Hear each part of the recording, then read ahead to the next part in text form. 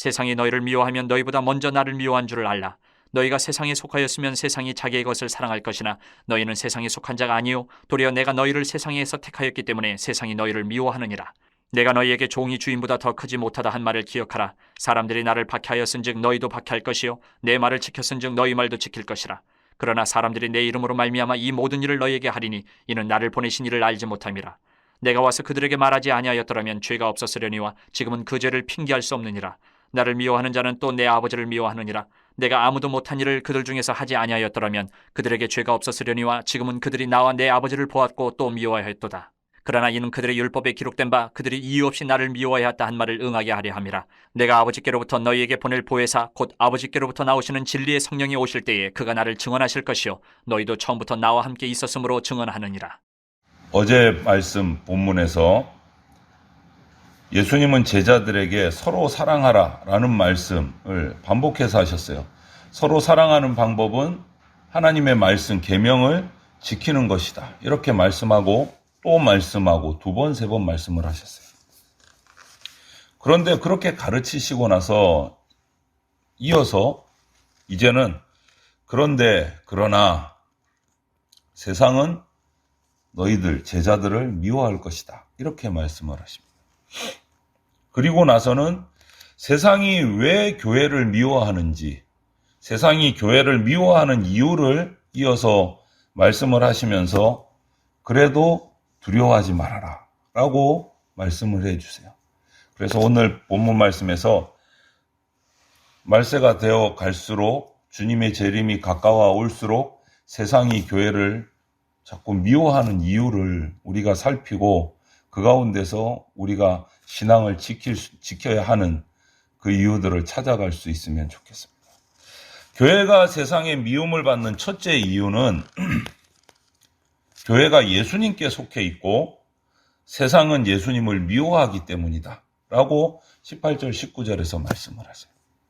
교회가 예수님께 속해 있고 세상은 예수님을 미워하기 때문에 세상은 근본적으로 자기 편이 아니면 미워하는 경향을 보입니다. 자기 편이 아니면. 이것은 초대교회 성도들도 모두 경험을 했고 오늘날 우리들도 경험을 하고 있는 부분이에요. 유대인들은 교회가 자기들에게 어떤 위협도 가한 적이 없음에도 불구하고 핍박을 했어요. 그리고 그리스도인들을 잡아서 가두고 죽이기까지 했습니다. 그렇게 행한 이유는 왜냐? 예수님께 먼저 그 짓을 자기들이 했어요. 그렇기 때문에 예수님을 따르는 제자들에게도 동일하게 똑같이 핍박하고 공격을 한 겁니다. 교회는 예수님을 따르는 예수님의 종이고 예수님의 제자이기 때문에 예수님과 똑같은 취급을 당하게 된다라고 오늘 20절에 말씀하시는 거예요. 오늘날도 마찬가지입니다. 특히 최근에는 우리 이제 사회 뉴스를 봐도 그런 범죄들이 많이 일어나잖아요. 신앙을 떠나서도 증오, 분노 이런 것들이 우리 사회 전체에 그냥 가득 차서 우리 조금 옛날만 돌아가도 분노 조절 장애 이런 말은 들어보지도 못했는데 최근 몇 년 사이에 그냥 폭발적으로 늘어났어요. 분노 조절 장애, 묻지마 살인, 묻지마 폭행 이런 사건 사고들이 막 뉴스에 어느 날 그냥 갑작스럽게 쑥쑥쑥쑥 나와요. 일면식도 없는 사람을 가다가 눈 마주쳤다고 폭행을 가하고 아무런 이유 없이 이 세상이 증오와 분노로 점점 가득 차고 있어요. 그래서 자기하고 조금이라도 다른 점을 가지고 있으면 일단 멀리하고 일단 공격하고 봐요. 그러다가 혐오하고 분노하고 거기에서 이제 중범죄까지 일어나는 끔찍한 일까지 일어나는 모습을 보게 돼요. 아무리 이런 일들을 법적으로 제재를 가하고 뭔가 방법을 찾고 제도상에서 뭔가 이것을 만들어서 막아보겠다고 하지만 근본적인 것은 정신적으로 성숙하지 않으면 이런 현상은 계속 발생하고 더 많이 발생할 수밖에 없는 거예요. 어떤 법적 제재나 제도를 가지고 근본적으로 해결할 수가 없는 문제다.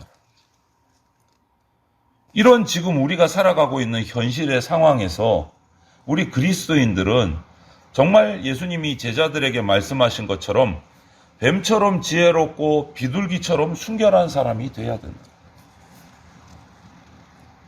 교회가 세상을 미워하는 첫 번째 이유가 이건 거예요. 세상 편이 아니니까. 세상 편이 아니니까. 21절에서 24절에 나오는 두 번째 이유는 이건 겁니다. 세상이 교회를 미워하는 이유는 세상이 하나님을 알지 못해요. 그래서 심령 깊은 곳에서부터 미워하는 수밖에 없는 거예요. 하나님을 알지 못하니까. 초대교회 당시에 유대인들은 예수님 이름만 들어도 핍박을 했어요. 예수님 이름만 들어. 예수님께서 표적을 보이시고 말씀을 가르치시고 이러는데 혹시라도 표적을 행하시기 전에 말씀을 선포하시기 전이라면 그럴 수도 있겠다. 그럴 수도 있겠다 할 수 있는데 그게 아니라는 거죠. 이미 예수님의 표적도 보았고 예수님의 가르치심도 들었고 수많은 표적과 말씀들을 들은 상황에서 예수님을 영접하지 않고 핍박했단 말이에요. 이것은 22절, 24절 말씀처럼 몰라서 그랬다라고 핑계할 수가 없는 거예요. 몰라서 그랬다 핑계가 안 되는 거예요. 유대인들은 자기들이 하나님을 섬긴다고 주장은 말은 했지만 예수님을 미워하는 것은 곧 하나님을 미워하는 것이다 라고 말씀을 하셨어요.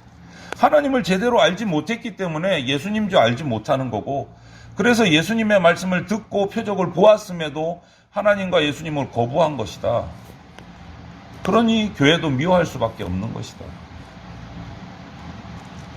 우리는 초대교회 성도들이 겪은 이 핍박을 우리는 경험하지 못했어요. 우리는 경험하지 못했어요. 비슷하게 경험한 것은 우리의 선조들 일제시대에 이런 경험들을 해왔어요. 예수님과 하나님을 모르는 자들의 공격은요, 모습은 달라졌지만 오늘날의 우리들 사회에도 여전히 존재합니다. 특히 우리가 전도하면서 예수님을 믿어야 구원받는다고 복음을 전하고 예수님만이 구원의 길이다, 다른 길이 없다 이렇게 전하면 우리를 이렇게 공격하죠. 그냥 무시하고 지나가는 분도 있는 반면에 공격하는 분도 있어요. 독선적이다. 왜 길이 하나밖에 없느냐. 비이성적이다. 말도 안 된다. 이렇게 우리를 쏘아붙이는 사람들도 많이 있습니다.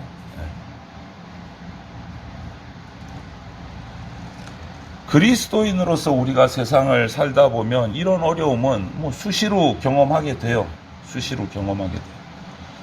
하지만 우리가 흔들려서는 안 되는 것이 이런 어려움 뒤에는 세상의 그 무엇으로도 비할 수 없고 설명할 수 없는 주님의 큰 위로가 우리 가운데 있다, 기다리고 있다, 준비되고 있다는 것을 우리가 기억하고 이런 어려움과 세상의 미움 속에 공격 속에서 흔들려서는 안 되겠다.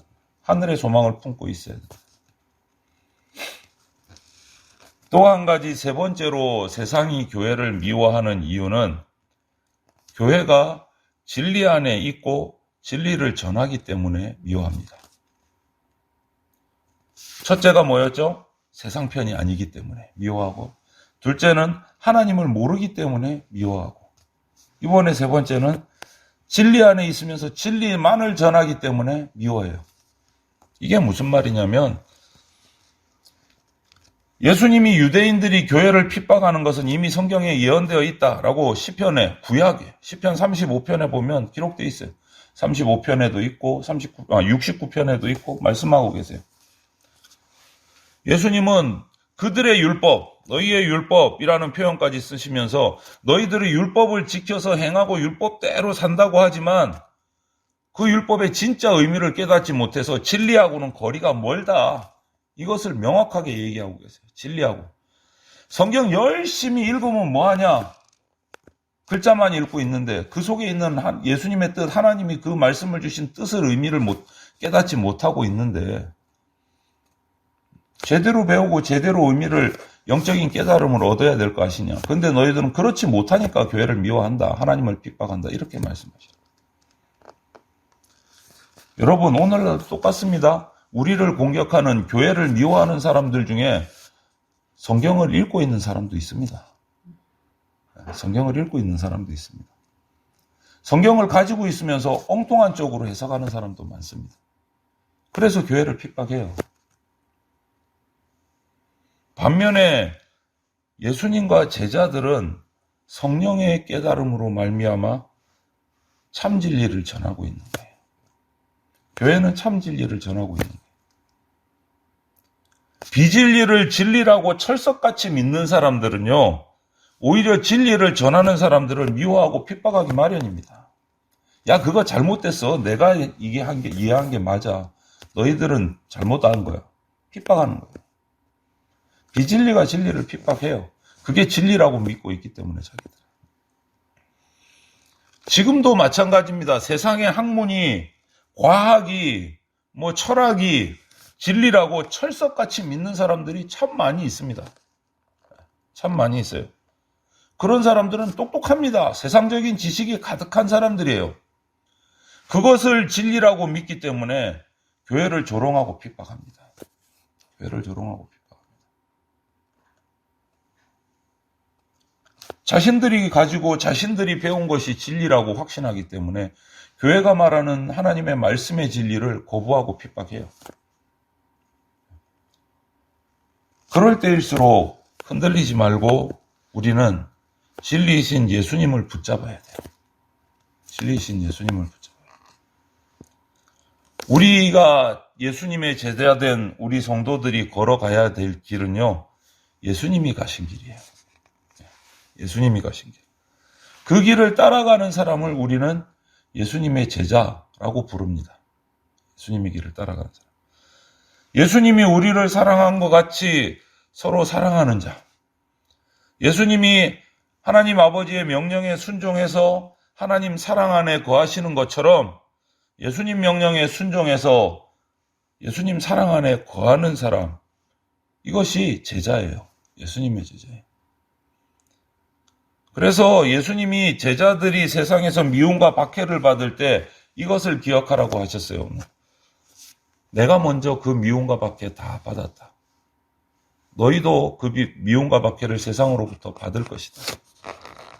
마땅한 것으로, 내가 예수님을 제대로 따라가고 있구나. 예수님이 받았던 미움과 박해를 내가 예수님을 따라가다 보니까 나도 받는구나. 당연하게 느끼고 괴로워하거나 낙심하지 말아라.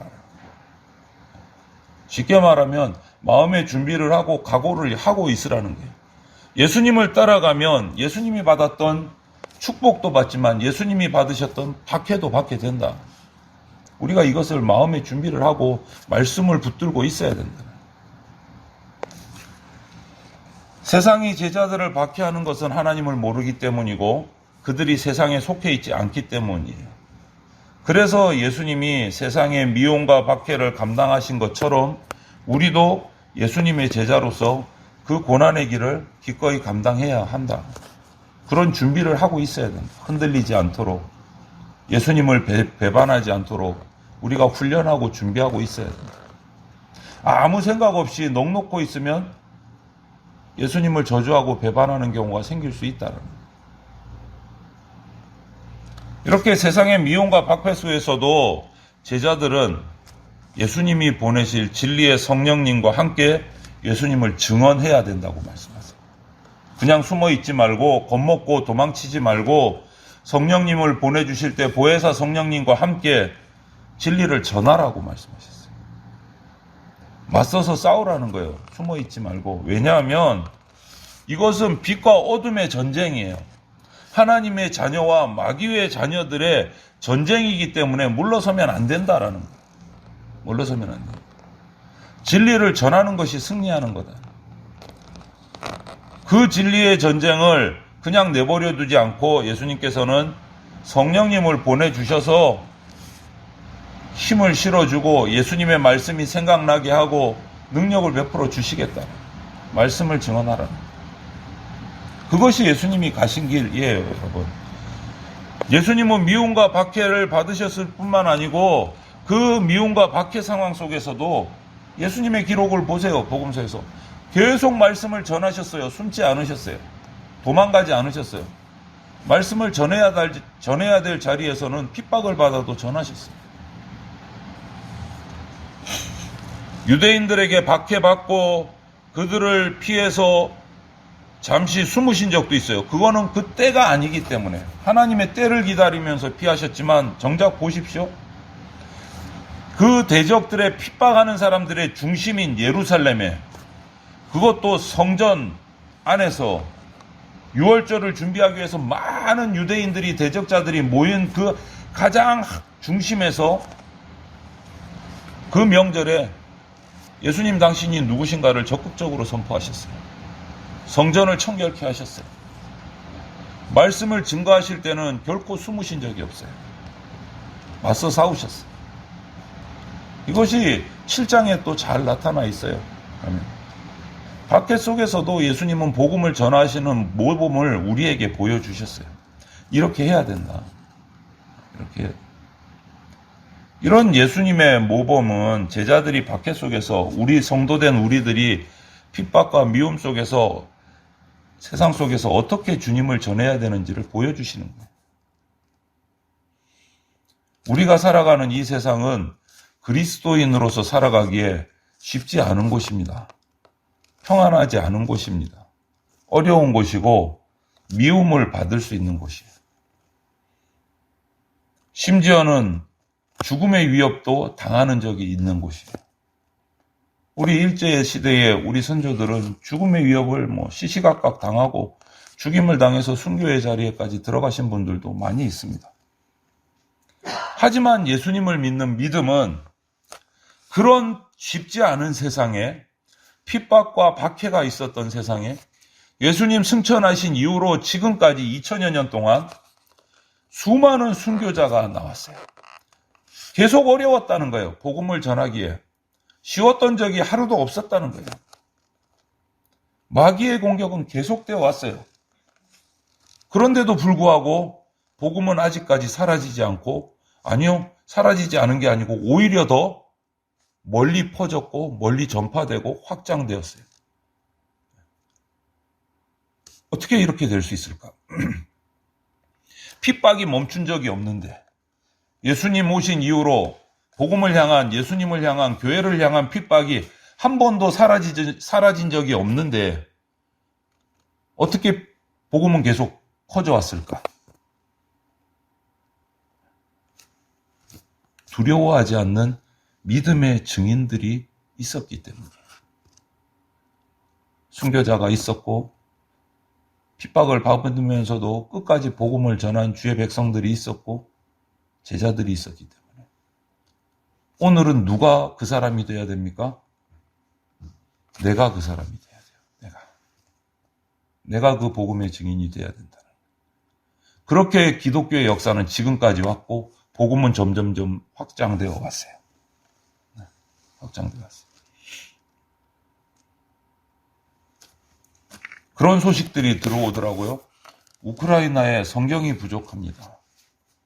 성서 공회에서. 그런 메시지를 무작위로 교회에 다 불타서 없어지고, 성경을 찾는 사람들이, 전쟁 속에서 하나님을 찾는 사람들이 늘어나서 선교사들이 성경을 전해줘야 되는데 가지고 있는 성경이 부족합니다. 전쟁 속에서도 복음은 전파되고 있어요. 그 폭탄 속에서도, 폭발 속에서도 선교사들은 복음을 전하고 나가고 있어요. 그렇기 때문에 복음은 전파되고 확장되는 거예요, 여러분. 전파되고 확장되는 거예요. 예수님을 미워하고 죽인 사람들이, 예수님을 미워하고 하나님을 거부한 세상이 예수님을 따르고 하나님을 믿는 우리들을 미워하지 않을 수가 없는 거예요. 당연히 똑같이 하는 거예요. 우리는 그것을 당연하게 얘기해야 돼요. 아, 저들이 하나님을 몰라서 나도 미워하는구나. 거기에 시험될 이유가 없는 거예요. 우리의 주인이신 예수님을 따라가는 우리의 삶이 당연히 세상으로 볼 때는 미워할 대상이 되고 환난을 주는 대상이 될 수밖에 없어요. 하지만 우리가 두려워할 필요는 없다라는 거예요. 그들은 오히려 우리가 복음을 전해야 될 대상인 거예요. 복음을 전해야 될 대상. 우리는 그저 하나님이 보내신 그곳에서 하나님이 주신 말씀을 전하면 돼요. 그리고 그 결과는 하나님께 맡기는 거예요. 복음을 전하는 것이 거기까지가 우리가 해야 될 사명이에요. 쉽게 그들을 우리는 어떻게 보면 이길 수 있습니다. 왜? 우리는 결과와 상관없이 복음을 전하면 우리는 승리한 거예요. 제자들은. 복음을 전하면 그들이 받든지 안 받든지 나는 승리한 거예요. 왜? 거기까지 우리가 하라고 주셨기 때문에. 땅끝까지 가서 제자 삼고 복음 전하라. 그것이 우리가 받은 사명이에요. 그 다음에는 성령님께서 역사하시는 거예요. 복음의 씨앗을 뿌리는 게 우리가 할 일이기 때문에. 우리를 통해서 하나님이 일하십니다. 씨앗을 뿌리면, 복음의 씨앗을 뿌리면. 그러므로 우리는 세상으로부터 미움당하는 거 어떻게 보면 역설적으로 오히려 기뻐해야 합니다. 우리가 예수님 안에 있고 우리가 예수님을 증거하고 있고 진리를 붙들고 있다는 증명인 거예요. 증명인 거예요. 내가 세상으로 미움당하는 건 내가 예수님을 제대로 따라가고 있구나. 따라가고 있구나. 내가 복음을 전하고 있구나. 그 증거예요. 세상이 나를 미워한다는 것은. 저 사람은 교회 다니더니 이상하게 변했어. 이 말은 기뻐해야 될 말이에요. 세상과 같이 않아졌다는 거예요. 하나님처럼 닮아가고 있다는 뜻이에요. 기뻐할 일. 주님 앞에 서는 그날까지 우리는 끊임없이 이런 영적 전투를 계속해 나가야 됩니다. 주님이 지금도 성령님을 통해서 우리와 함께 계시다는 것을 확신을 하고 믿고 담대하게 예수님을 오늘 하루도 전하는, 증언하는 그러한 백성으로 정말 복된 백성 되시기를 주님의 이름으로 축원을 드립니다.